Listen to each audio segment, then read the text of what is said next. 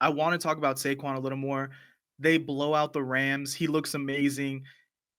In the bigger picture, is he do you think he could win the MVP this year?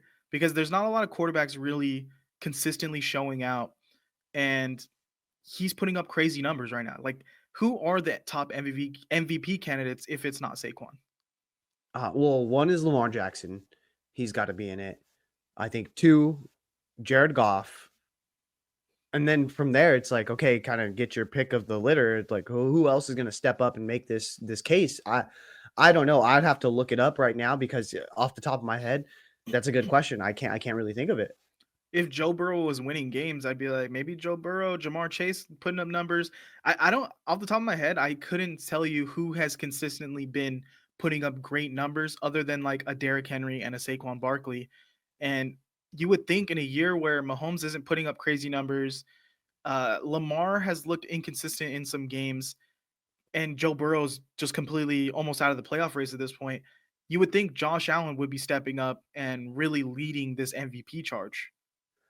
Well, according to these What are are the the odds odds? as of the 21st, which was before this week. Josh Allen is number one with plus 150 odds. Then it's Lamar Jackson with plus 250. Saquon Barkley at number three at plus 475. And then at number four, Jared Goff at plus 700. I think it's crazy that Jared Goff isn't at least two. Like Jared Goff, they're blowing teams out of the water.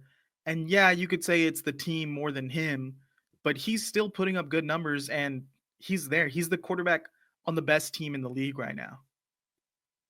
I don't think it should be Josh Allen, if I'm going to be honest. I don't think that he's an MVP caliber quarterback this season. I'd put Lamar ahead of him, and I'd put Saquon Barkley ahead of him. Are we ever even going to see a running back win MVP again? Because if McCaffrey didn't do it, then are they really going to give it to Saquon? Saquon already has 1,000 yards on the season. We could see another 2,000 yard running back. If that's the case, I think you have to give it to Saquon. And the Eagles keep winning. But it feels like they just take who is doing the best, like either a wide receiver or running back who's having a dominant year, and they're like, well, here's offensive player of the year. Like, wouldn't the MVP also win offensive player of the year? It's kind of like it feels like a consolation prize. Yeah, I think they need to start just making it like the quarterback of the year, and then the offensive MVP is a non-quarterback. Yeah, like make it two MVP awards: quarterback MVP, offensive MVP, which is like skill players. Yeah, I mean, I'm still pretty shocked that as of this past Thursday, Josh Allen was number one. That's kind of ridiculous. We'll see. But hey, uh, Lamar always has he makes enough big plays and puts up enough numbers to put his name in the ring.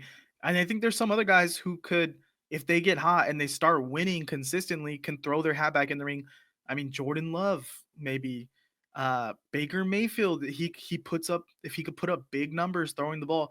I think this MVP race is wide open in the quarterback lane because we haven't seen really consistent quarterback play from a lot of these guys. yeah, and if we're gonna be honest, the storylines haven't been set.